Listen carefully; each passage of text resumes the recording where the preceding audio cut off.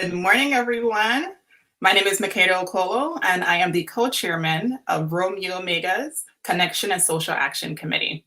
I'm here to welcome you to what I hope will be the first of many Politics and Brunch virtual discussions, even when we're back outside. But first and foremost, I really want to tell you how much we appreciate you being here. Politics and Brunch is brought to you by Alpha Kappa Alpha Sorority Incorporated, Rho Mu Omega Chapter, as well as Alpha Phi Alpha Fraternity Incorporated, Mu Lambda Chapter, both based here in Washington, D.C. We are live on both Facebook and YouTube. We hope you're going to have an amazing time today. You're going to participate in the trivia, you're going to answer questions, and you're going to interact with our speakers and have a wonderful time. We hope that it will be informative, that you will learn from it, and you will come away from this entire experience renewed and just ready to re-engage and be really active in the next political steps that are going to be happening this year. At this time, I have the honor to welcome Mrs. Holly Townsend. She is the beloved president of Rho Mu Omega Chapter to bring a few remarks. Good morning and welcome, Holly. Good morning. Thank you, Makeda. Good morning, everyone. I'm Holly Townsend, the president of Rho Mu Omega Chapter of Alpha Kappa Alpha Sorority Incorporated. On behalf of the Rho Mu Omega Chapter and the Mu Lambda Chapter of Alpha Phi Alpha Fraternity Incorporated, welcome to Politics and Brunch. We have an amazing program planned for you. Our expert panel will talk about critical issues facing Black America and provide solutions to move forward. I hope that during this conversation, you feel empowered to be a part of change. As a reminder, Election Day is less than 6 weeks away, so let your voices be heard and spark positive change by voting in November. Historically, Black Greek letter organizations have been known as catalysts for social justice.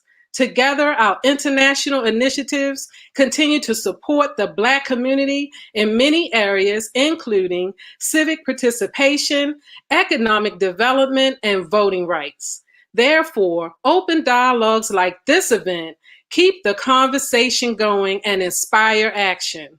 I hope that you are as excited as I am about the wealth of information that will be shared today. Thank you again for joining and welcome to Politics and Brunch. Back to you, Makeda. Thank you so much, Holly. I really appreciated it.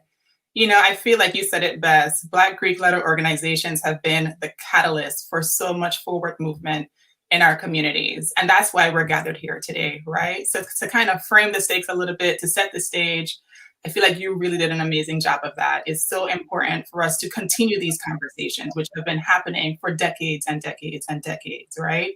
We want our communities to engage in the political landscape that exists, for them to understand the disparities that exist, as well as how we can move things forward, right?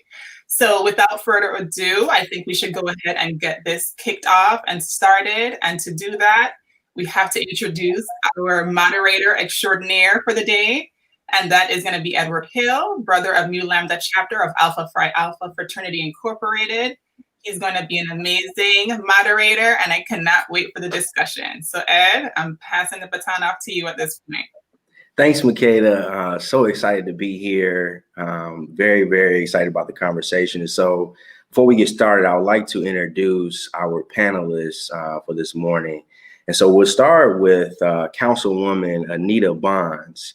Councilwoman Anita Bonds is an at-large member of the Council of the District of Columbia, where she currently serves as chairwoman of the Committee on Housing and Neighborhood Revitalization.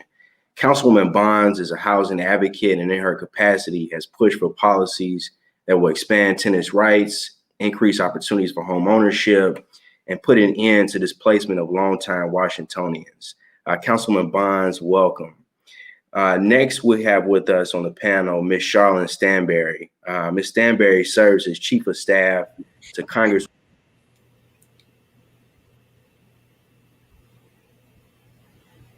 She held roles as Vice President of External Affairs for the Multicultural Media, Telecom, and Internet Council, MMTC.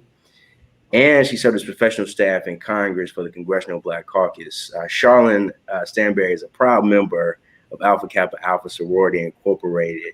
And so we welcome you, Ms. Stanberry. Next, we have Mr. Lamont Carey. Mr. Carey is director of the Mayor's Office of Returning Citizens Affairs. A native Washingtonian, Mr. Carey, in his capacity, has created programming to assist returning citizens with life skills training, career readiness programming, as well as job placement opportunities. Mr. Carey is an acclaimed author of 6 books, 2 of which are bestsellers, Dead Before 18 and Saving Our Boys from the Streets. We're grateful to have Mr. Carey with us today. Mr. Carey, welcome. Next, we have with us Dr. Silas Lee. Dr. Silas Lee is a nationally recognized pollster and political strategist. He's experienced in national, regional, and local campaigns, and is frequently featured on both national and local news. He's also the endowed Ernest Morial Professor of Sociology at Xavier University of Louisiana. Dr. Lee, welcome. Thank you. Last but certainly not least, we have Mr. Troy Clare. Mr. Clare serves as Senior Manager of Public Policy for Amazon, where he works with the company on education policy and community engagement programming.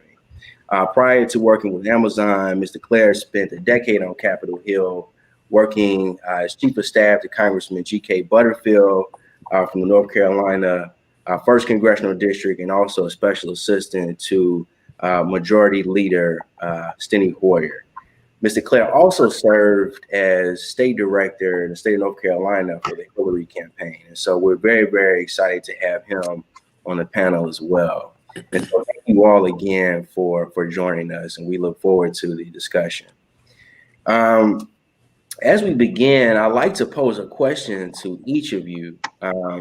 As we all know, 2020 has been a really challenging year for us, but we've witnessed a lot of different movements.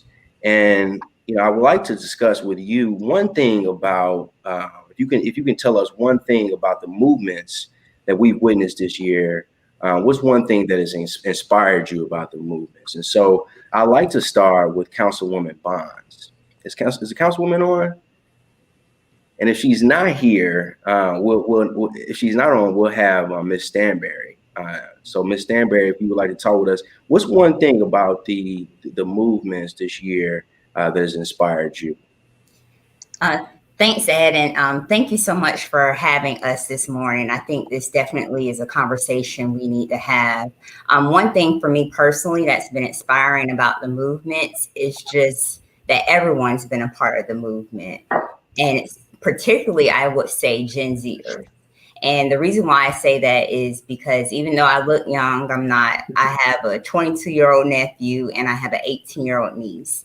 And I feel like the same energy and the same pizzazz and the same just respect for history that our great-grandparents and our grandparents had, I'm seeing that in my nephew and my niece. So personally, I think that what's been more inspiring about 2020 is seeing like the next generation be able to take that mantle and be out in the streets and be vocal about rights and be vocal about what they're seeing as far as injustices. So next, Mr. Carey, if you could talk a little bit about one thing that's inspired you this year about the movements we've witnessed. So I second what Ms. Stanberry has said. But additional thing that inspired me, not only that people from all walks of life are joining in from around the world, but they're keeping the issues at the forefront. Sometimes we have things that happen and it sparks a movement and it fizzles out after a short length of time, but this time they're energized and they're popping up all over the city and they continue to motivate. And this election, this protest, I've seen legislation pushed and passed that probably would have not been successful without the continued protest and demand for equal justice. Absolutely. Thank you for your comments on that one. Dr. Lee. Yes, in reference to the movement, 2 things emerge. One is the fact that it's created and sustained an intergenerational level of activism, as well as an intersectional level of activism. So it's multi-generational and it touches all sectors of society. which is something that quite often we do not always see. It's not only intergenerational and intersectional, but it has been interracial too. The challenge now is to keep and sustain the movement, because whatever happens in terms of whatever policies we are able to influence and change, we have to sustain that level of activism and involvement, because we can see how quickly progress is halted or reversed. And what I see with the movement now is renewed this level of consciousness about inclusion and progressive policies, and how democracy must not only be inclusive, but it must share the wealth, and more importantly, share the opportunity and the protection of the laws to everyone, not just for an exclusive group of people. Mr. Claire. Well, I think the thing that ties this all together is this idea of allyship, right? That, we think about Dr. King or John Lewis and this idea that if you had a just cause, then you would have allies that you didn't even know existed. And I think that that's the thing that brings this all together, is that this movement for change woke a lot of people up who didn't recognize it before. But also, when you thought you were in this alone, where it was just the Black community or it was just people in the United States, you find out that it is communities across the country and around the world that you have strong and powerful allies, because you have a strong and powerful cause. And so I think that that is inspiring. And I think that the lesson in that is that we cannot just start with a narrow group to make change. We need to be inclusive in who we bring into the movement and ask them to help lead the charge as well.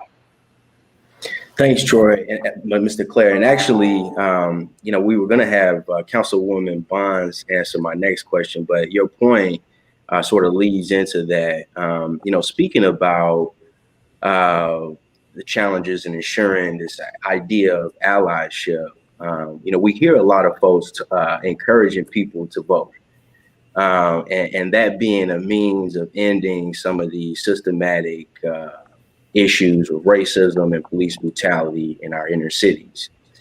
But we're also faced with a lot of people who are just disenchanted with voting, disenchanted with elected officials. So what do you tell those younger folks, or even older folks who are not interested in voting? What do you tell them? What do you tell those who believe that their vote doesn't make a difference? So I would say that if you just vote, you are always going to be dissatisfied, because voting alone is not the answer. You're guaranteed to be dissatisfied. The work, I talk about the idea of marrying protest and politics, and that you have to have both, right? And I think John Lewis embodied that. He knew that he had to march and protest, but he also knew that he had to go into the halls of Congress and make change there through legislation. And so I think too often we have those who simply think they can vote, and we have those who simply decide to protest, but they don't meet because those two things go together.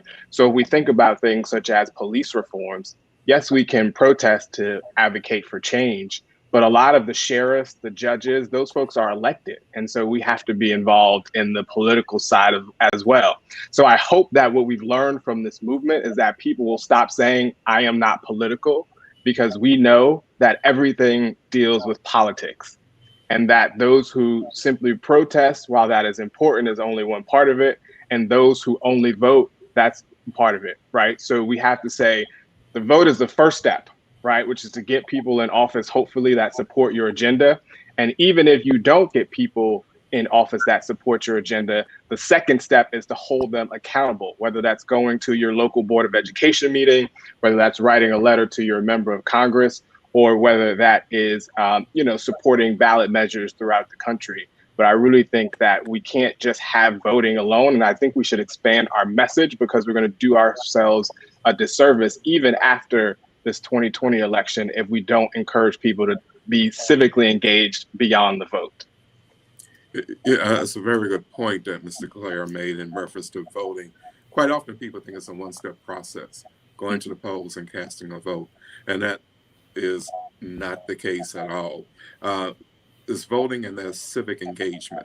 And civic engagement is the hard work, the activism, the involvement that occurs after voting in reference to accountability, in reference to monitoring policies of elected officials, definitely in reference to making sure that the laws and the policies are equitable and enforced fairly. So that's the engagement part.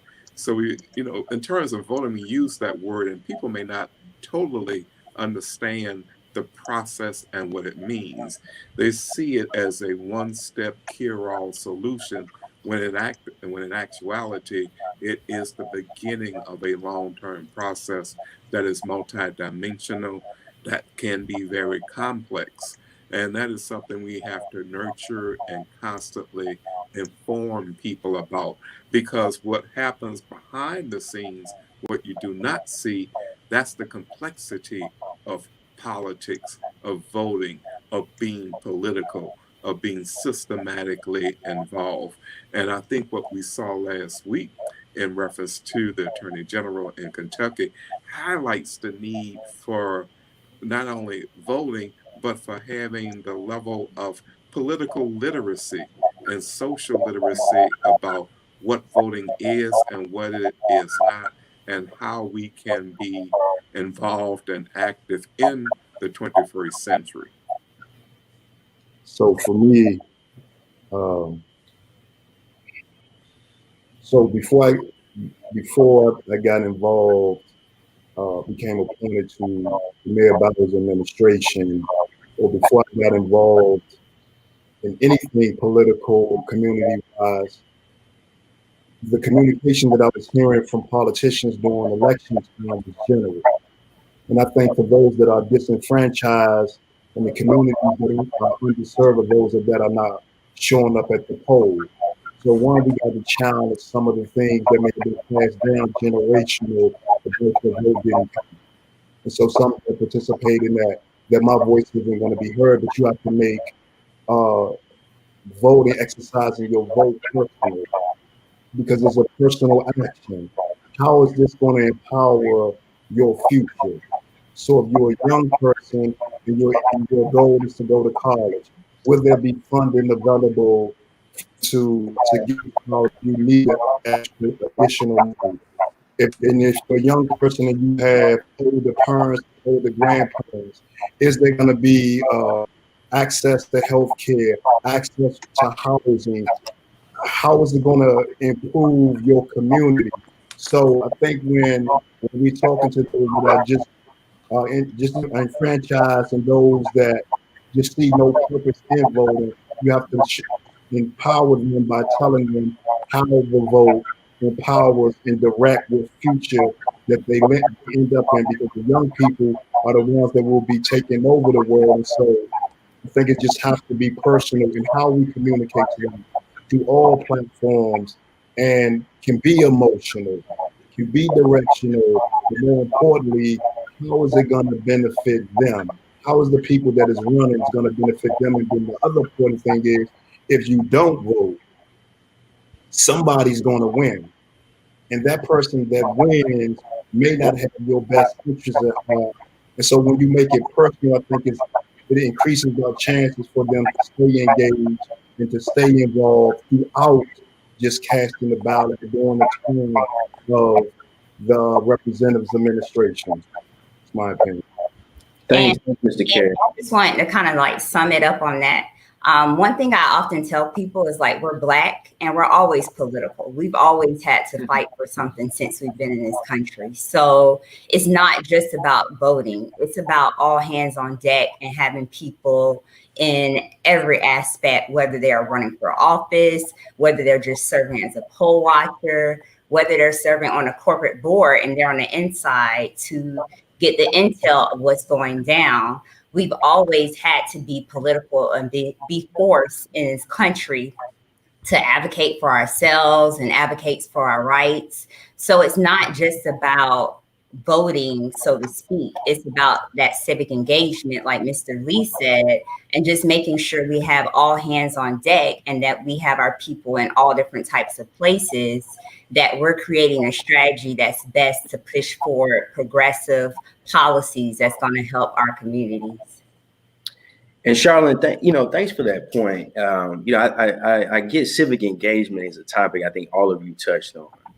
And Charlene, my next question for you is, given that your boss, Congresswoman Clark, is on the Energy and Commerce Committee on the Health Subcommittee, and we're in the midst of COVID, what challenges has COVID presented, and what do we need to do to ensure that voting is safe? Absolutely. Mr.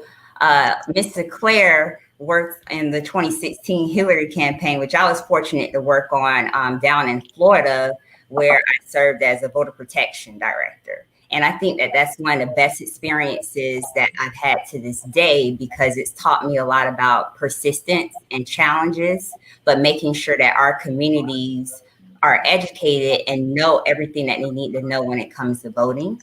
So, COVID has presented this challenge where it's not safe in some places to just go outside and be surrounded by a lot of people. And I think for our communities, we're used to voting on election day, right? Or we're used to souls to the polls and going during early voting on the weekends, which there still are opportunities for us to do that. We just have to make sure that we're safe and that it's measurable in how we do that. The other thing that I would say is when it comes to serving as a poll watcher, or when it comes to serving as a poll worker, which a lot of people in our communities tend to do, they may shy away from it. Usually we've had a lot of seniors that have served in that role. So now is the time for other generations to step up and be in that role to make sure that when that Black child goes to vote for the first time because they're 18, there's a person that looks like them in that poll. There's a person that looks like them on the outside that's greeting them to vote. So even though we've had these challenges that COVID has presented, there's a way for us to turn those obstacles into something new, and to making sure that we have the resources we need, whether it's us making our own masks, having our hand sanitizer ready, making sure that we have bottled water, that we have snacks for people, making sure that our messaging also is not just about voting on election day, but it's also about early voting and people knowing what the dates are for early voting that they could go in. And then we have a lot of people talk about absentee ballots, which is the same as vote by mail. But some people may not know, if you fill out your absentee ballot, you can just go turn it in at some locations that are drop-off locations. So I think for us, it's just making sure we're getting that messaging out there, but making sure that we have people that look like us out there that's greeting voters during this time of a pandemic. Thanks for your comments. And Troy, I think this question may be good for you as well. Serving as a state director, particularly in a swing state like North Carolina, we see a lot of challenges that African Americans have in getting to the polls. Talk to me a little bit about the strategies that you would employ to get voters to the polls. Charlotte talked a little bit about the health challenges presented, but now let's sort of pivot to strategies to get folks to the polls. And talk a little about the demographics too, sorry. Well, look, man, and if you're talking specifically about all voters, right, but particularly young people, it's really about meeting them where they are, right? Too often we try to go with the message that almost seems like preaching as opposed to meeting people where they are. Right. And I think the first thing when we think about convincing people to vote, we should start with asking questions. What issues are important to you? What are things that you'd like to see changed in your community? What is the impact do you think politicians have on your lives, to get an understanding to them? Oftentimes we approach them with saying, well, people fought and died for you to vote, or, it's your civic duty. And that's nice, but that's not necessarily what's going to move people across the finish line. What we really have to do is A, figure out what's important to them, B, help them have understanding about the issues that are important to them, help them understand how voting connects to those issues so that they can see that that will be a part of the change that they want to happen in their community. And then finally, we need to make sure that they know that they need to get engaged after voting. And so we cannot go and lecture people into voting or make people feel guilty about voting. In many respects, it is rational for people who are busy, who are stressed out, who are overwhelmed, to not say that they want to spend their time on doing something that matters, right? That is a rational thing. We need to approach that and understand that people can be rational and choose not to vote. And so then we have to say, here is how and why this is a rational choice for you to make an impact on your community. And so I think, yes, we have a challenge with meeting people where they are because we are not necessarily meeting them in person.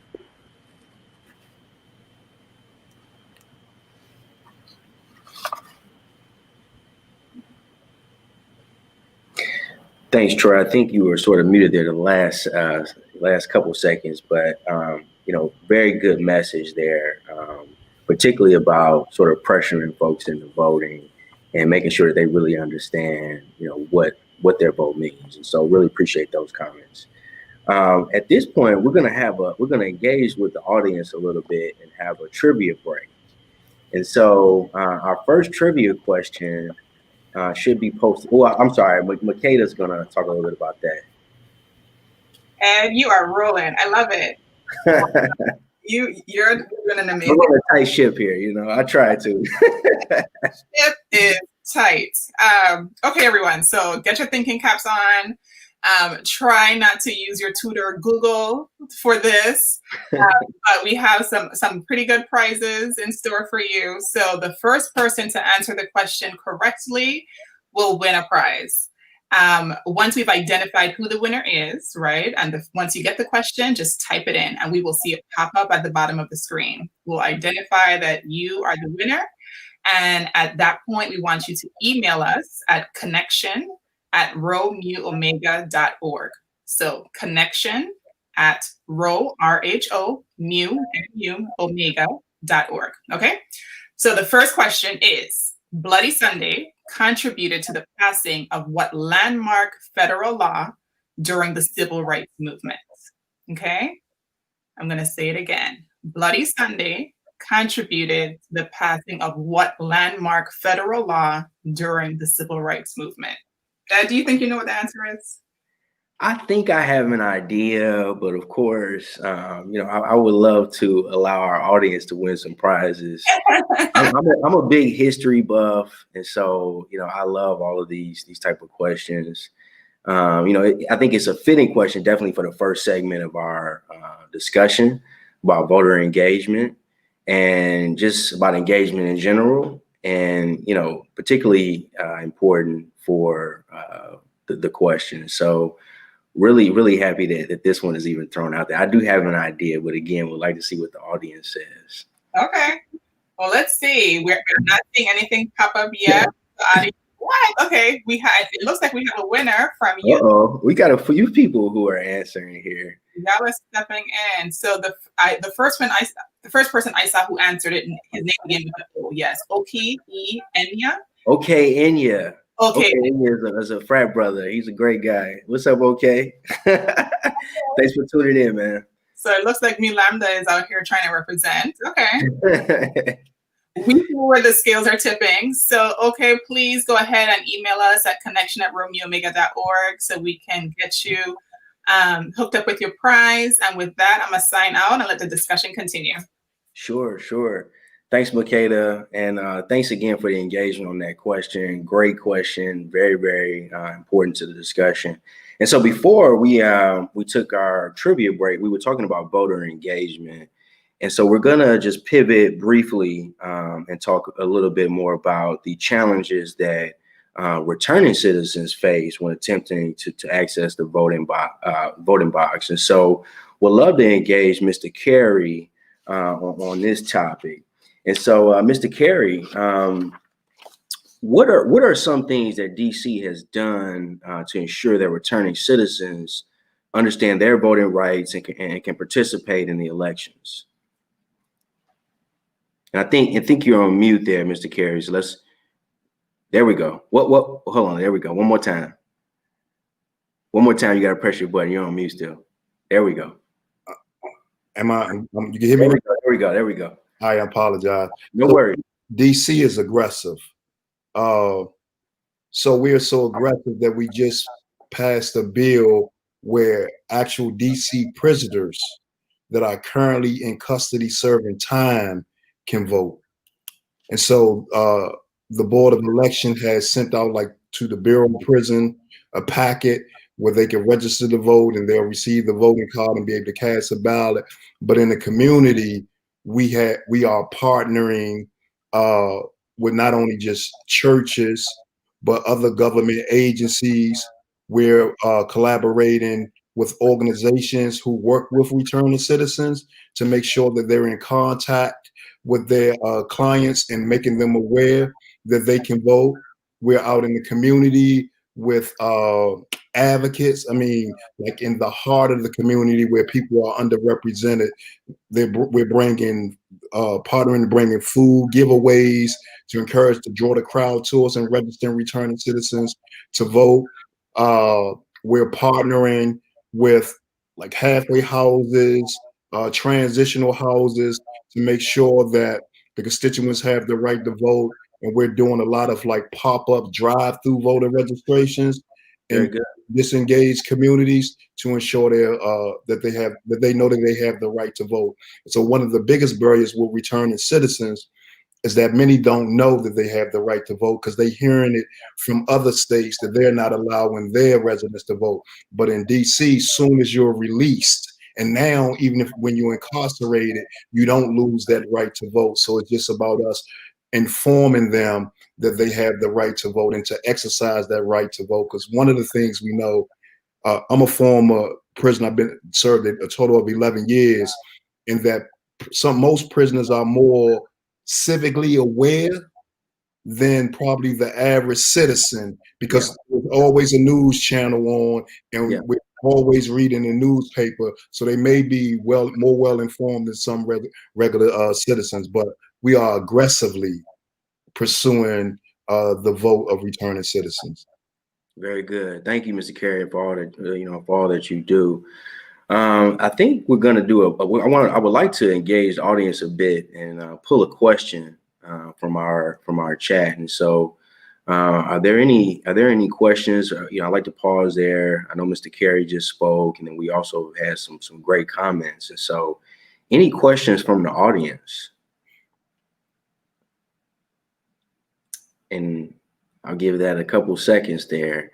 But if not, happy to continue on the conversation. A lot of our discussion here, and great points, Mr. Carey, about engaging our younger brothers and sisters and those who have been in the system but have experienced a lot of negativity and need people to sort of advocate on their behalf. Dr. Lee, talk to us a little bit about how that all comes into play with the Black policy agenda. And specifically, in your research, what have you seen as issues that we should be focused on? In terms of the research, the African-American constituency, the voters, is very diverse. And research is reflective of the context of time. Right now, the primary focus with voters, African-American voters, and many voters nationwide, but in particular African-American voters, is a national agenda and strategy to address the coronavirus crisis in terms of, one, a standard about not just the mask, but dealing with it in reference to should we wear the mask, what types of openings and closings. Right now, we have so many policies in play where in certain states, the state will have a policy, various counties will have a different policy. And so it's a lot of confusion about it. And due to the fact that more African Americans and people of color are negatively impacted by the virus, higher death rates, higher rates of infection, higher rates of not having insurance or being aware that they may have it. Also, the economic impact, the economic toll this is taking. In one poll I conducted, about 70% of the African American respondents said that they were negatively impacted financially by the virus in terms of loss of hours, or they were furloughed. So we see right now the virus, economic mobility, and economic opportunities. Educational equity is another big issue, and opportunities for entrepreneurship, because we are now in a post-COVID economy.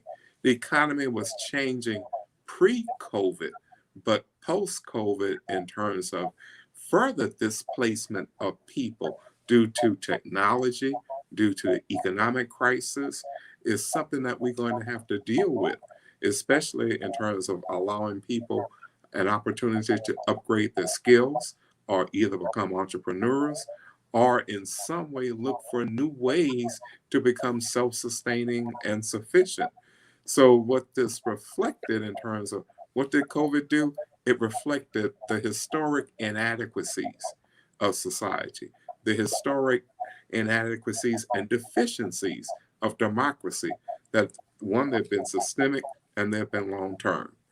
And we have to have a strategy to address these issues. It's not confined just to the African American community, but it's impacted all communities now.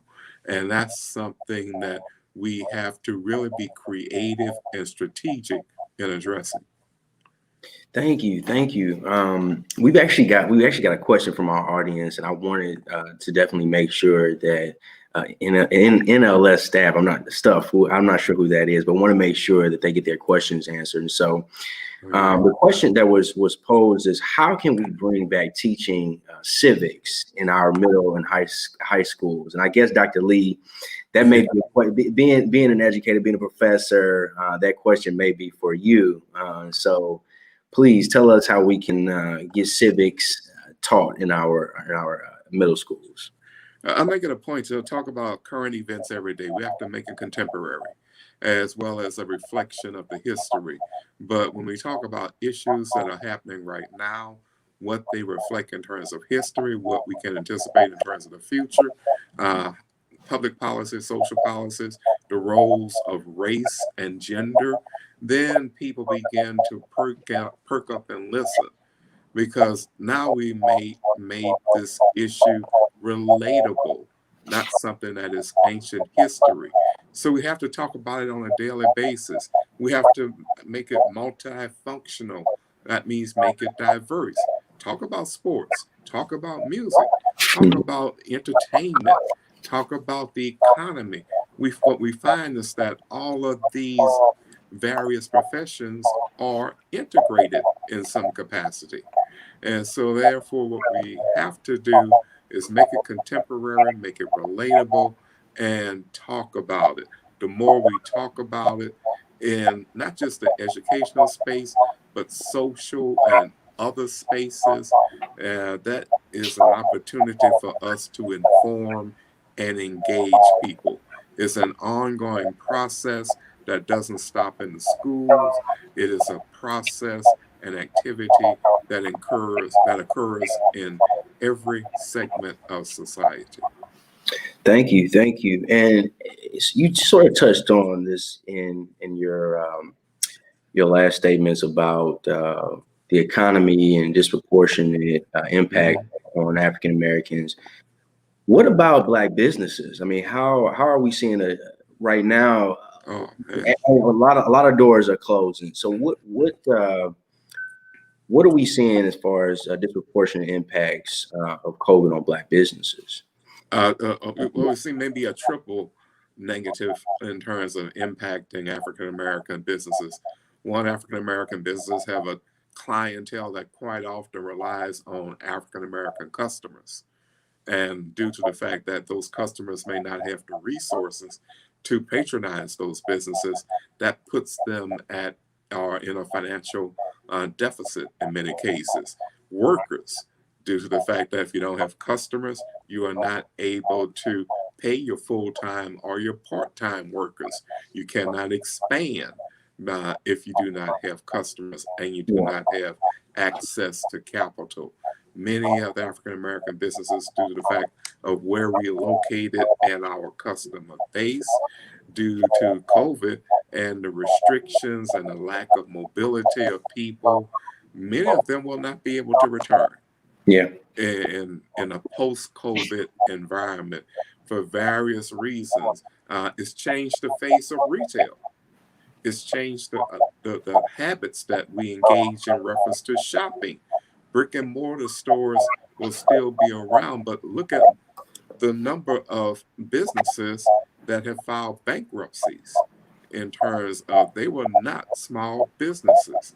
So for African American businesses, it will create an opportunity for more collaboration, more creativity, the use of and the integration of technology, and to become more global in terms of not just global, but using technology to attract a larger customer base.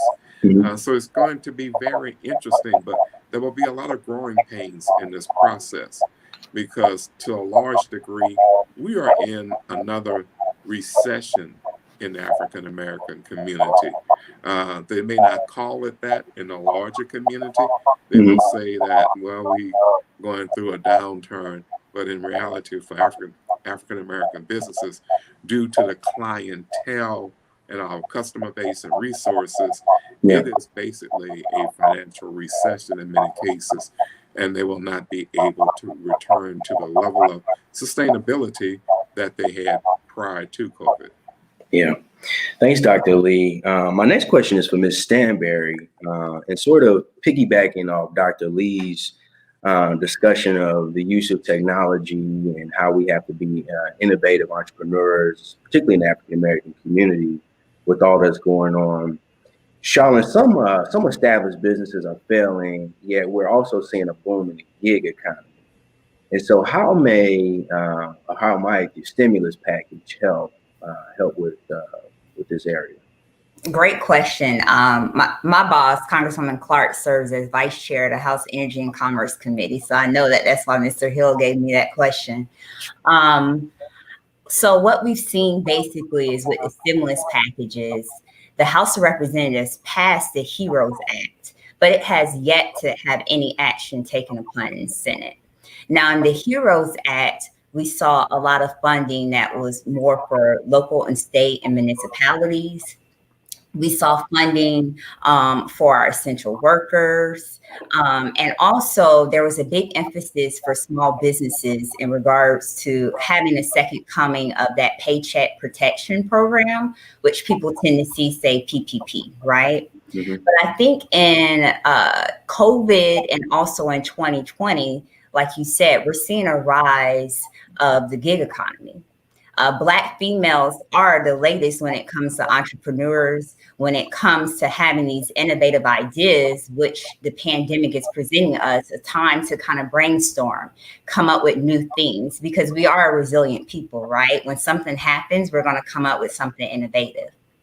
So as far as like stimulus package, what I would love to see is there's some funding that's put towards people who are new entrepreneurs, people who are coming up with ideas for new businesses that are out there. Because like Dr. Lee said, we're starting to see a lot of Black businesses switch to using technology, and or we're just seeing a rise in tech entrepreneurs, particularly in our communities. So as far as the new stimulus, I definitely think if we could have some funding that's put towards these new business ideas, that would go a long way, especially for us.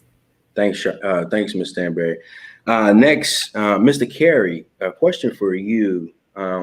We've heard that the mayor's office has developed a strong entrepreneurial program for returning citizens. And so how is that program, or how are some of the programs that you've worked on for returning citizens help to rebuild their financial status, particularly in the age of COVID, if you will? And you're on mute, Mr. Carey. COVID, yeah. So you're talking about the Aspire to Entrepreneurship program. And it's actually run by one of our sister agencies, which is the Department of Small and Local Business Development.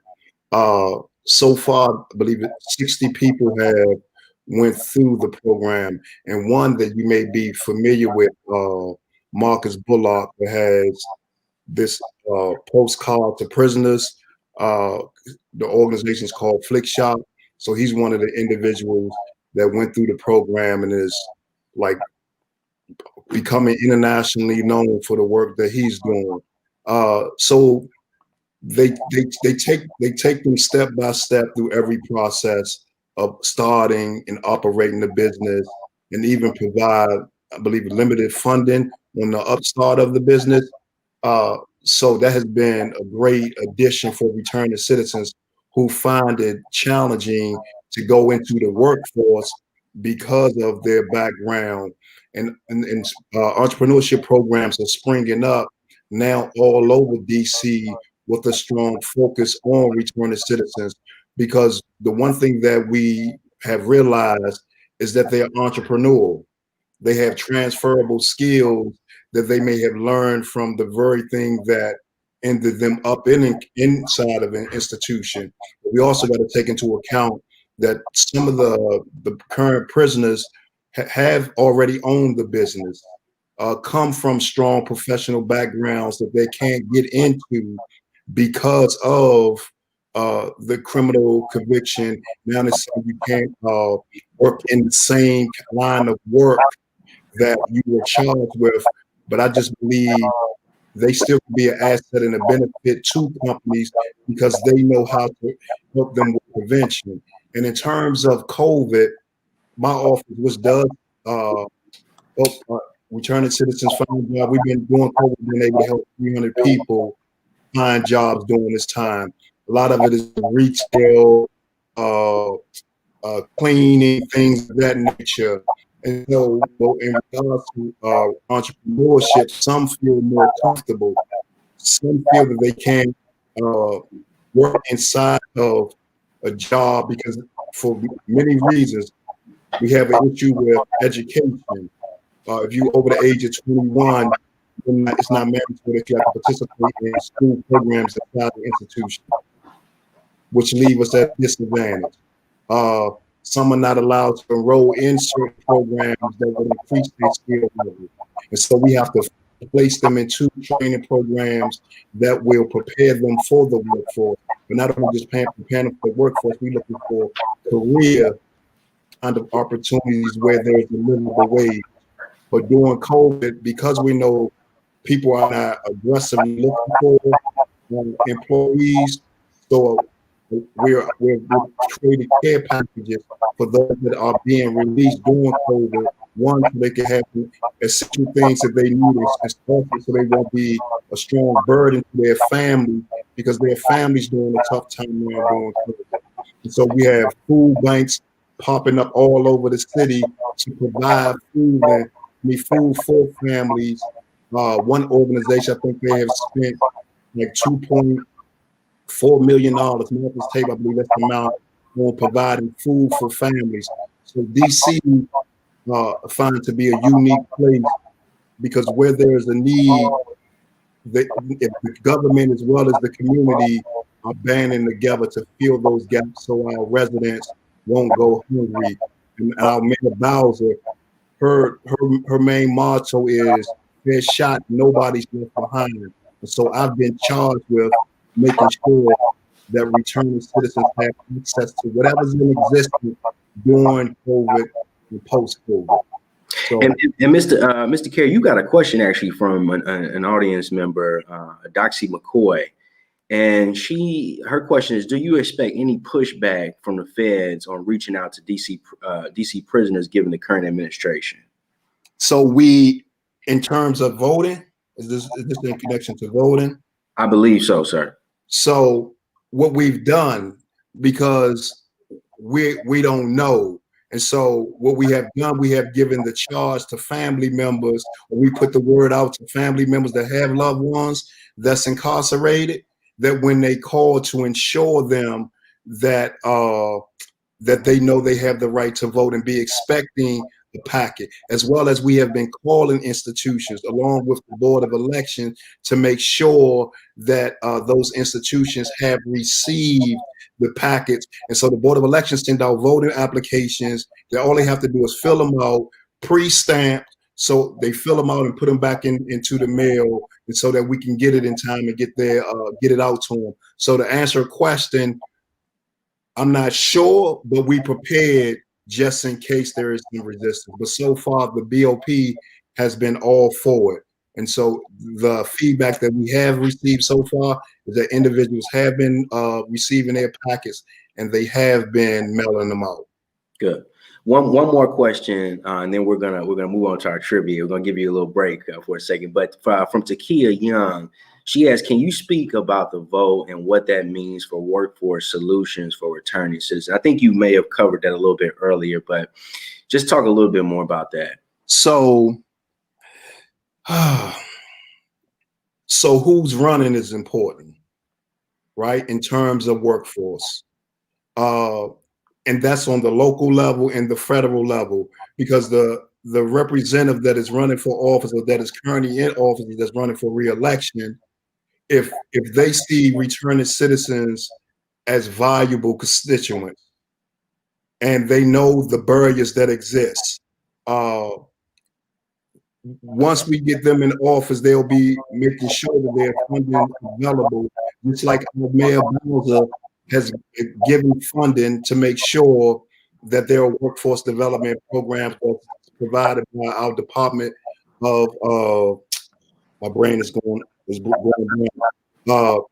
but she has placed funding into the system, into the community, to get to not only sister agencies, but also community organizations to ensure that workforce development is being done.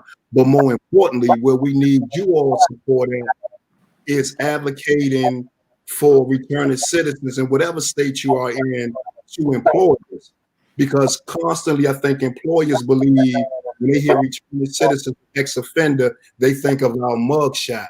They don't see us as mayors of certain cities or directors of the mayor's office on returning citizens affairs. And so we need community support and advocating on returning citizens behalf, so that we can remove these visible shackles that are still attached to our ankles that limit us, not only just in workforce opportunities, but in housing, to access the social services. So DC, again, is a unique place because we don't have those barriers. We have banned the box, right, where we can go out for a job interview and it's not on the application, and the employer can't do a background check unless they're intending to offer us an opportunity of employment, and then they can do the background check. But also to enforce it, we have government agencies like the Office of Human Rights. So if a returning citizen goes on a job interview and there is, have you ever been convicted of a crime? Or if they ask them about their record, they can contact the Department of Human Rights, and the Department of Human Rights will advocate on their behalf and even fine the business. And the returning citizen may receive a portion of their fine. And this is another way that they're advocating and using to encourage employment of returning citizens. But again, more importantly, we still need the voting power of regular citizens for in those states where returning citizens cannot vote. So we can change that. Okay. Well, thanks, Mr. Carey. At this time, we're gonna take a quick intermission break and do a trivia question. We've got Makeda again. Hey. Hello there. You know, this is my favorite time of the show. Are you saying we're talking too much? It's good. I have been enjoying it. I feel like I'm learning so much. Before I get started, though, I really have to say that I've been in the background talking to Councilwoman Bonds, talking to her staff. We are halfway about to put a laptop on a Metro bus and get it over to her house. She's having some difficulties, but she is trying her hardest to get in. She does have a really special charge to voters everywhere, but especially to voters of DC. So please listen in to the end for that. But Ed, this is our time to head to trivia. And this time we have 2 trivia questions. So I hope everyone has their fingers ready. I especially love this one because I am all about generational wealth. I'm all about, making sure that we bless our future generations better off than we were. And so our first question is, in 1991, what became the first Black-controlled company to be listed on the New York Stock Exchange? Okay. In 1991, specifically, what became the first Black-controlled company to be listed on the New York Stock Exchange? And I feel like when I was growing up, there was one main Black company that everybody knew about, right? One main company. So I know y'all know this one. And Good question. I'm not going to give you a hint. It's very much still alive today. It's still alive. Very, very relevant. Can I drop any hints? I think I may have an idea what it is. Well, I think Renee got it. It's BET. Renee. BET, Black Entertainment Television. Yes, that's correct. Yeah. So Renee, please email us at connection@rhomuomega.org. That's connection, singular with no S, at rhomuomega.org. Thank you for getting that so quickly. We appreciate you. And before we go to our next question, I just want to poke in here that we're doing great on time. So I think we're going to have some time for some audience questions. I'm seeing some amazing questions in the chat. I've been sneaking over and switching my screens back and forth. So let's go ahead on to are we going to do 2 questions this time? Yeah, let's do one more. Let's do one more. So this one is here. So who knows? This is all like a bunch of great Black facts. So if you're a history buff like Ed says he is, then I think you're going to know this one, because this one is a little bit harder, and this one is for our grand prize. We're not called Politics and Brunch for anything, and so I think it's hard. I did not. So if anyone gets it, I applaud you. So who was the first African-American Nobel Prize Peace winner? Who was the first African-American Nobel Peace Prize winner? There we go. Yes. Yeah, that's tough. Some people gonna say Barack Obama, but no, it was before him. He wasn't the first. Who has it? So we had OK win the first one. We had Renee win the second one. So best and final. Let's see who comes in with it. Yeah, I'm curious to see what some folks are gonna say here. Yeah, and it's okay. Renee again. Renee is winning all of the money today. Ralph Bunche is the answer. Ralph Bunche has a unique connection to my alma mater, Howard University, and so we thought that question was fitting. So thanks to those that tuned in. Absolutely, and a shout out for HBCUs everywhere, if anything else, right? So Ed, y'all are doing an amazing job. I'm going to go backstage and continue listening in. Thank you, Makeda. And so, now I think we're going to do a slight pivot and talk a little bit about reforms, specifically in the system. And on the topic of gun violence, I mean, we've seen a lot of police brutality. We've seen a lot of killings this year. And so I want to explore that topic a little bit. And I want to engage Ms. Stanberry on this question. What are some policies that are being put in place to curb gun violence? If you don't mind talking a little bit about that, or what policies, quite frankly, could we, see that would curb gun violence? Yeah, absolutely.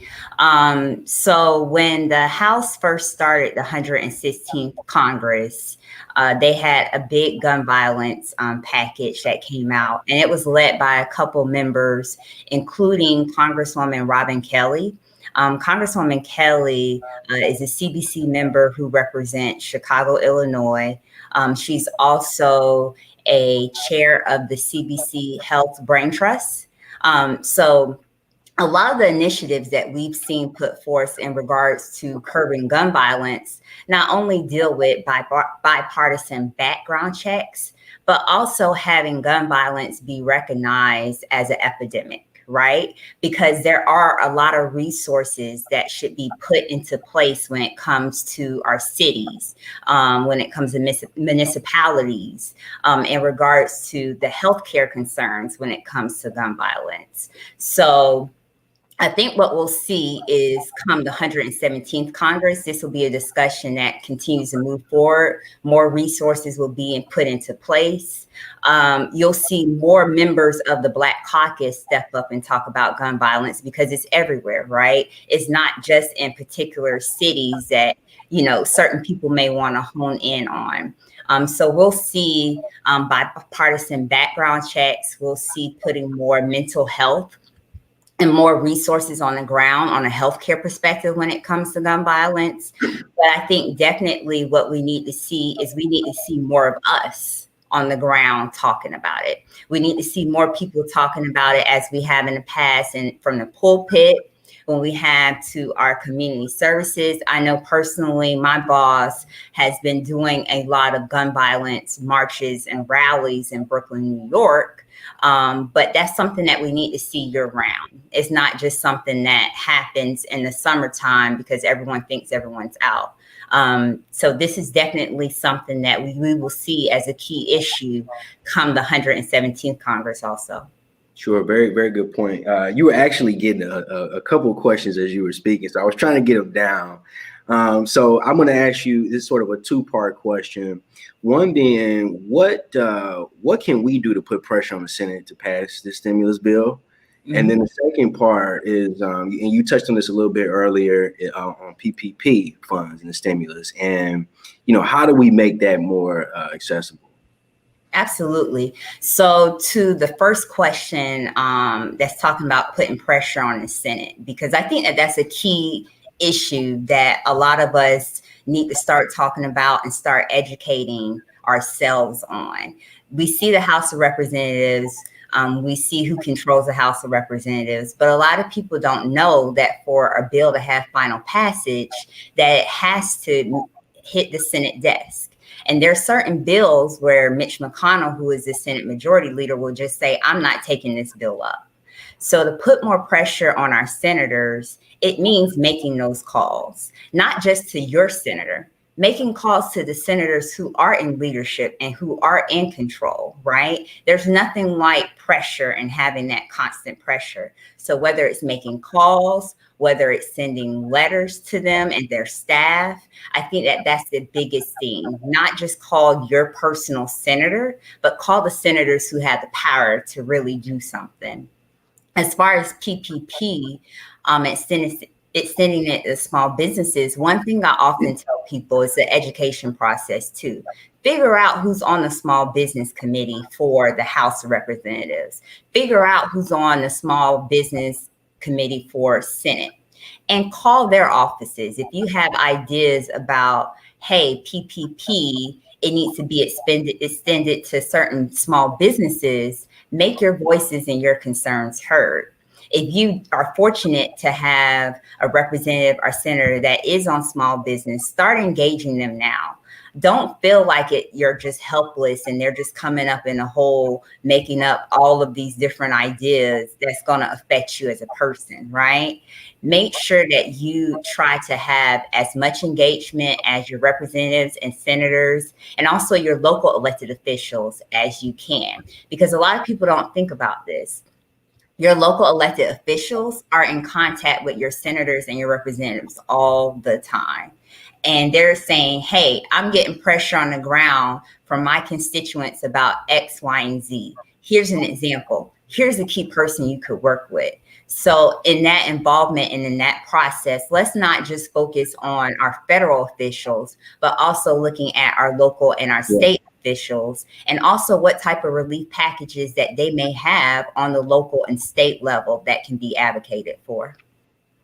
Very good point. And thank you so much, Charlene. We really appreciate that. Would love to now talk with Dr. Lee.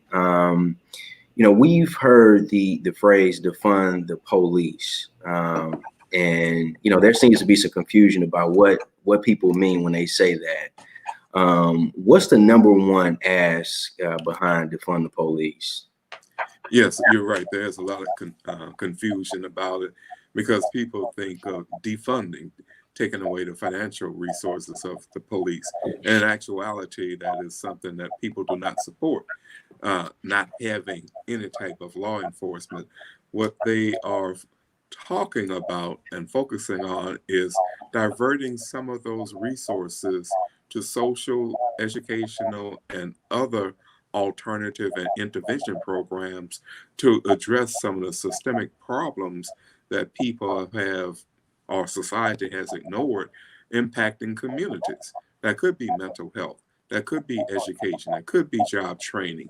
There are a host of policies and programs that need funding, but quite often that funding might be diverted to law enforcement.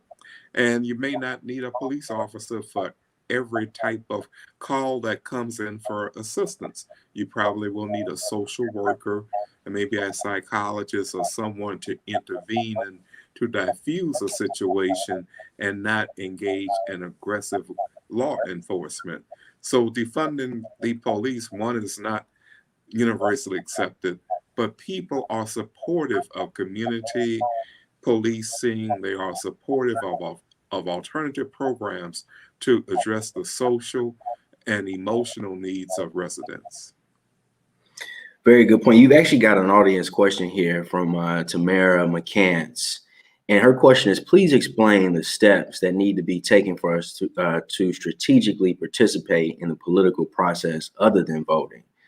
Her comment is, I've never heard anybody talking about an Asian or Jewish vote, yet are apparently self-sustaining communities. And so if you could explain strategically how people can participate in the political process beyond voting. Yes, and that goes back to the civic engagement in reference to the policies, the practices of government and institutional actors, what they are doing in reference to those various policies and programs, how they impact the community, holding them accountable, making them aware of the lack of cultural diversity and sensitivity they may be displaying in some of those policies and practices. So voting, like I said, is just one of the many steps. And that is a one-time event that occurs on a particular day, whereas civic engagement is ongoing, it's 24/7. It takes place in multiple institutions and venues, and it's something that people need to be informed about. People want to be involved, and we have to invite them to be involved. And quite often we approach the situation by giving an answer rather than asking what people are thinking, what's on their mind, what's impacting them. And that is what people want to know. They want to know, how can not just voting, but civic engagement address or improve some of the situations in my community? And that's the question or questions that need to be creatively and accurately responded to. Thanks, Dr. Lee. Mr. Carey, question for you. How do we sustain, and you know, Dr. Lee sort of touched on this point, but I want to hear more from your perspective. How do we sustain our community's energy and dedication to protesting injustices, particularly around civic participation? Community. Mr. Lee, I'm sorry, Mr. Carey. Can you hear me? Can you hear me now? There we go. Right. One, I think of when we are addressing issues like gun violence or a lot of things that we pushing behind voting, sometimes we expect like the government to be able to come in and solve all of those problems, but sometimes when you push for like gun violence, it may toughen like some of the laws. And one of the things that we recognize in our community is trauma, all kinds of trauma. But more than the government knows the young guy that's engaged maybe in gun violence, the government probably has no personal relationship, but there's people that are in that community. There are churches in those communities. There are businesses in those communities where those young people shop at, where their families shop at. And so for me, in motivating the people that are involved in the movement is how do we get them involved in the very communities to address some of the issues that are impacting our community. So one of the things that the Mayor Bowser has the district government doing is partnering, right? To see how we can meet the needs of individuals in those communities. So I'm partnering with churches. And so when COVID started, it was our lead, and we partnered with churches to provide like care packages, right? For individuals that's coming home. So now we meet not only just the returning citizens, but their family as well. So we're pulling in other organizations that are providing masks as well as the government. And so I think if we, with the movement and the protest to keep it going, but not only just motivate the protest, but motivate action as to how we actively engage them in communities. We could probably identify what is considered the high spots, the high crime areas in each community, and dedicate, reach out to churches, business owners, and service providers in those communities to target, right, those particular people and families that we know that may be involved in criminal activity. Because what I've found in some cases, a lot of young men say that they involved in this activity to feed their family, right? Some of these young men involved in these activities because, not because they're reckless, but they're scared and they're trying to make sure that they live, right? So some may be involved in shooting guns because they're afraid that they will be killed. So how do we create safe spaces for them? And so these are things that people that are involved in the movement can transfer over, things that they can actively do. And I would start small. What did these communities, what is the things that these communities do at this time? We know that they need PPE. We know that they need food. They can volunteer with some of these organizations that are currently doing to build familiarity with the individuals in those communities. And from there, we create strategies on how we expand our engagement. Because the government cannot solve the problem. We can only support those that are actively on ground inside of the community that knows the individuals in these communities that need their support. One more example, then I'm gonna shut up. It's to identify service providers in those communities and make sure to see what their barriers are and help them remove those barriers so that they can actively serve those people in our community. What COVID has showed us, there are technological issues. What it showed us about returning citizens, one, we know that they don't know how to access and utilize the internet. Phones are a big issue. You can't reach somebody, we can communicate with them right now through emails, social media, and by phones. So those are some gaps that we as a community can join forces in figuring out how to feel, not just dependent solely on the government, because the government only have limited funds on what they're able to do with the community. Sometimes people just need a hug, just need a warm ear to talk to, and somebody to guide them, because some of our people haven't been engaged for so long that they're afraid to take the steps. So those are things that we can do with the movement, the protest movement, to keep it alive, but also to put actions behind it. Thank you so much, Mr. Carey. And now, I think we're actually going to make our probably final transition to planning your vote, right? And so, we've discussed a number of topics that deal with that, but now we're going to switch to planning your vote. Yeah, and so before we get there, we had a really close call with the trivia break. Oh, we got one more trivia break. How did I miss that? I'm sorry. It was so close, man. I'm so sorry. It was so close. And so we wanted to make sure that one more person got a chance to win. And so we're going to add the disclaimer in there that previous winners cannot win, because we know Renee is going to come in and sweep this one again. So let me go through it really quickly. Okay. Before his appointment as the first Black Supreme Court Justice, Thurgood Marshall argued and won what case challenging public school segregation? Oh, this is an easy one. And I feel like the Supreme Court is on our minds, so I'm not even gonna say it twice. But yeah, I know we're gonna get Troy back in here in a few, because I feel like he has. Yes, definitely. That my next question was gonna be for Troy, because Troy Clay. I'm sure I feel as though we haven't engaged him much, and so Troy, you've got the next segment all to yourself. So let's see. Normally our Facebook people are quick. Let's see if the YouTubers come in for the win on this one. Anybody? Oh man, I'm surprised that we haven't got this question. Oh, do you think they need me to say it again? Okay, yeah, read it one more time for him. Okay, so before his appointment as the first Black Supreme Court Justice, Thurgood Marshall argued and won what case? Oh, see, Claire Elmore, another woman for the win. I'm loving it. All right, so you know the deal. Check us out in the chat, and we're going to tell you exactly where to send us an email, and we'll get you your prize. Ed, I won't take up any more of your time. Heading back to listen to the discussion. Okay, thank you. So next on our final segment is planning your vote. And, you know, Troy, I want you to talk. Good to see you again, man. It's been a little while. But no, I want you to talk a little bit about what resources are available to help people to put together an individual or family voting plan. And talk a little bit about what a voting plan is, right? Sure. So I think I've been watching the comments, and I see a lot of questions about how do we get politicians or how do we get government to do X? And what I really want to leave people with is that's a losing strategy for Black people, because too often we talk about how we're going to push the government to do X. And I think that is part of what we need to adapt to. Of course, we need to hold government accountable.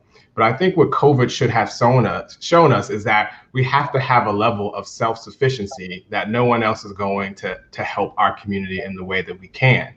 And so there are a number of questions about, you know, how do we hold politicians accountable, or how do we get them to focus on our issues? So I want to give a couple steps so that people have a couple steps on that issue, and then I'll talk about making a plan to vote. So the first thing, if you're trying to get your officials, whether that's local, federal, or state officials, to have to focus on your issues, the first thing is you have to set a goal for what you want to see changed. Can't be 20 issues, and it can't be general. It can't be healthcare and education and jobs and so on and so forth. Narrow down on a specific issue. So let's say you want more green space in your community so that kids have safe places to play, right? So that's part one. Part two is then you need to invite these candidates to a forum that is focused on your issues. Now we're talking to a lot of members of fraternities and sororities, and you have your session. Well, invite the city council candidate to your group meeting and have them answer your questions specifically so that you know that they're focused on your issues. The third step is make sure you understand their platform. And most of these candidates, particularly for state and local races, have very generic, I want to improve education, I want to improve healthcare. Push them for specifics in this listening session that you have. So you can really drill down on the issues that you want to have, and then see what actual proposals that they have in writing to address the issues that you're concerned about. The next step is, once you decide on a candidate that you want to support, you want to leverage your network. And so you want to educate people in your network about the candidate and why you think we should support that candidate. Because as we always say about voting, arrive with 5, right? You want to arrive with other people who are going to influence this candidate. And so once they see that you are bringing them to a listening session, that you are questioning them on their platform, and that you have a network, then I think that's part of the plan. The next step is you need to volunteer for their campaign, particularly at a state and local level, right? Even in this time of COVID, there's ways, whether you're doing phone banking or sending emails to your network or holding Zoom conference calls, that you can be a part and volunteering for the people you support, because they don't get across the finish line unless you help them get across the finish line. The next thing is you have to donate to campaigns. Politicians respond to people who donate to them. And so again, it's not just you. If you bring together a group of people to organize a fundraiser, it does not take a lot of money, particularly in local races, to have influence in an election. And so that's the next thing. And then the last thing is whoever gets elected, whether it's the candidate you supported or another candidate, then you have another listening session with that candidate after they get elected and say, how are you going to keep the promises that you made during the election? So you're setting a goal, you're bringing these candidates to listen to you, you're pushing them on their platform, You're building a network of people who are going to impact their race. You're volunteering for their campaign and you're donating to their campaign so that you can have a voice. We need to drill down here and we need to stop looking and saying, what are they going to do and how can we do this? How can we get the government or politicians to do this? And we have to leverage. We always want to think about, Ed, how we change the world, but we never start on changing our own block. And we never start off, literally, we talk about how are we going to get people to vote when people who are literally in our own household don't vote. Yeah. That doesn't make sense to me, Ed. And so we keep having this looking outward. How do we get them to do that? No, how do we get us to do what we need to do? And it's the same thing as you look with Black businesses as well. So when we talk about having influence in an election, it's not hard. It does not take a lot of people. It does not take a lot of money, but it does take focus and organization. The next thing is on this make a plan to vote. Listen, we make a plan to be on this call today. We make a plan to at work. We make a plan for school. We make a plan for our job. We make a plan for going to grocery store. And so just like we need a plan for all of those things, we need a plan for voting, particularly for people who have never voted or don't vote regularly. There was one study that said that over 100 million people who were eligible to vote in 2016 did not vote. 100 million people. That is more than the votes that either Hillary Clinton or Donald Trump got in the 2016 election. So that is, as Jesse Jackson used to say, rocks lying around, right? People who could have influenced the election if they went one way or the other, right? That 100 million people, right? So the power of the vote is really not necessarily in the people who usually vote, but in the people who don't vote. And so one of the reasons why we hear that people don't vote is because they don't have a plan to vote. They either don't know where to vote, how to vote, what time to vote. They don't think their vote matters, or they don't think they have enough information to vote. And so what I've been advocating this year is for us to create what I'm calling a voting circle. So basically, you are the lead of your voting circle, and you get 4 other people who don't regularly vote or who haven't voted to be a part of that circle. And your goal is that you're responsible for those people on election day or to vote early. And you are responsible for providing information to your vote circle about making a plan to vote. If they don't have information on the issues, you send them information, send them articles on the issues about things they care about. If they don't know where to go vote, you help them go vote. If they don't know where to register, you help them register. So you need to take responsibility and accountability for these 5 people in your vote circle. And so you help them make a plan to vote. When you're making a plan to vote, there's 6 questions that you want to ask in that plan. The first plan is you ask, did you check your voter registration? And if you're not registered, did you register, right? Those are the 2 things. People move around. Because of COVID, people are staying with family, they're staying with relatives, they're staying in another state, right? So the first thing is make sure, even though you think you know, right, check your registration. The second thing is, do I have the proper verification to vote? In some places, that's a signature. In some places, that's an ID. In some places, it's a voter registration card. So the second thing is, okay, yes, I'm registered. Now I need to say, do I have the proper verification to vote? And find that now, particularly as it relates to absentee ballots. Some absentee ballots require a signature. Some absentee ballots require a witness. Some absentee ballots have all different types of rules. So you need to make sure that that is. The third thing is I want to talk about the power of a sample ballot. Yeah. This is critical for people who do not vote regularly. You can go to the Board of Elections website and get a sample ballot for the election. And all that stress that you may have of filling out an actual ballot or going to the polls on election day goes away because you look at the sample ballot and you fill that out ahead of time. It becomes your cheat sheet, right? So that you are, you know, what the candidates are, but also you have time to do your research. Because Ed, something that we haven't talked about a lot is ballot measures. In red states across this country, we've expanded the Affordable Care Act in Republican-led states through ballot measures. In states across this country, we have extended state minimum wages to $15 an hour through ballot measures. So we can't just focus on candidates. We have to make sure that our voters are educated on ballot measures. And one of the best ways to do that is to have them go through, and you as the leader of your vote circle, go through a sample ballot. And then when the ballot comes in the mail, or when you go to vote in person, you take the sample ballot with you and you just copy the bubbles that you filled out on the sample ballot. It takes the stress out, particularly on judicial candidates or local candidates or school board candidates. You can use the sample ballot that you find on your voter website to do that. So that's the next part of your making a plan to vote. And then the fourth thing is, now it's time to decide how you're going to vote. Are you going to vote through absentee ballot? Are you going to vote early in person? Or are you going to vote on election day? Now, you need to be specific. Now is not, I made this, I made that, I'm not sure I made this. Now is the time to say, how will I vote?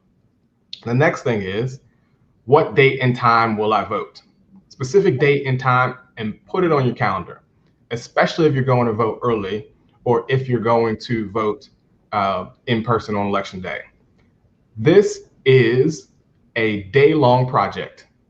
You should expect that if you're going in person, you should expect that it's going to take your whole day, right? So that means that you need to plan a time. That means that you may need to have a babysitter. That means that you may need to have someone to cook dinner that night. That means that you have to have a specific date and time to vote. And then the last thing that's part of your make a vote plan is, who else am I taking to vote with me? That's right. Right? Because that is, right, we always say arrive with 5. So the 6 steps I'm going to go through again. Make sure the person is registered and they check their registration. Make sure they have the proper verification or identification to vote. Make sure they have a sample ballot and help them to fill it out. Make sure they know what method they're going to vote, whether that's in person or early or absentee. Make sure they know the exact date and time that they're going to vote, and make sure they've scheduled a whole day, and make sure they have childcare or whatever they need to vote that day. And finally, figure out who else are they going to involve in the process. And so that is how you make a specific plan to vote. And all of the thing, above all, whether it's talking to them about the issues or have you, above all, making the plan to vote is the most effective way to get sometimes voters and non-voters to participate. Thanks, Troy. And you know, it's funny. I was actually going to engage the audience on you know, what is their voting plan, and so I think you sort of went through every step, and so you know, we really appreciate that. And I think it's very important that, you know, those tuning in and, you know, friends of those tuning in, that you encourage your friends to take action and to follow these vital steps. And so next, you know, we're sort of narrowing down on time here, but we wanted to make sure that we allowed Councilwoman Anita Bonds the opportunity to come on board and say a few remarks. But Makeda just popped up here, so I guess we've got another question. No, she's still trying to get in, Ed, and so okay, we're just gonna go ahead and she actually texted me. Okay. She wants to share with listeners and with voters. So great. I'm gonna do that. While I'm reading it though, I think you were spot on though. Let's have the folks on Facebook write in and tell us how their plan for voting, right? I think we actually need to hear that. And then for YouTube, our YouTube people are scrappy. They need time to shine. And so after I read this special message from Councilwoman Bonds, we'll ask a question for our YouTube family, especially, and then we'll keep it going, right? So from Councilwoman Anita Bonds, she really wanted to be with us, but we know technology is only great when it works. So she shares with us, every single vote makes a difference in the. Now more than ever, it is critical that every individual has their say by voting specifically. She wants to impress the special importance that voting has for our African American communities and other communities impacted by systemic disparities. Everyone, she said, everyone needs to remember the way that people of color, the poor, the most vulnerable, and those locked out of current American society have historically been treated. And so we know it's easy to get frustrated. We know it's easy to kind of shrug things off, but take this very special message with you and get to the polls and take your family and friends with you. And so very quickly for our YouTube people, this question is for you. I think it's an easy one.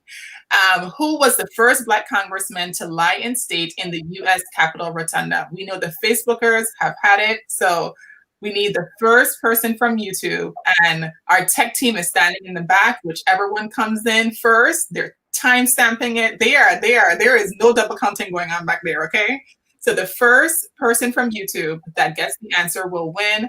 You know how to email us. I'm going to go ahead and pause. Let's go ahead and get the charge from the rest of our panelists, and we'll deal with the trivia winner on the back end so we don't take up too much time, Ed. Thank you. Yeah.